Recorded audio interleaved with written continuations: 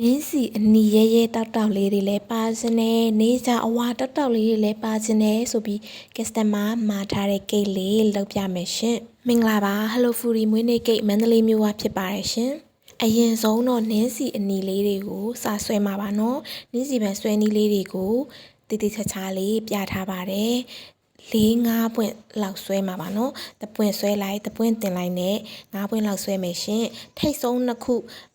အပေါ်ဘက်ထိတ်ဆုံးနဲ့အောက်ဘက်ထိတ်ဆုံးလေးကိုတော့အသေးလေးလေအဖူးလေးပုံစံလေးထည့်လိုက်ပါမယ်နော်အမေးများတဲ့အနီရောင်တောက်တောက်ကာလာလေးလုံနူးကိုကျွန်တော်ရဲ့ Hello Foodie ရဲ့ဗီဒီယိုလေးတွေမှာအများအပြားတင်ထားတာရှိပါတယ်ရှင်လုံဒီအသေးစိတ်လေးတွေဖြောစက်နီအသေးစိတ်လေးတွေကိုတိတိချာချာတင်ပေးထားတာလေးတွေရှိပါတယ်နော်နင်းစီလေးပြီးရင်တော့နေကြလေးဆွဲပါမယ်ရှင်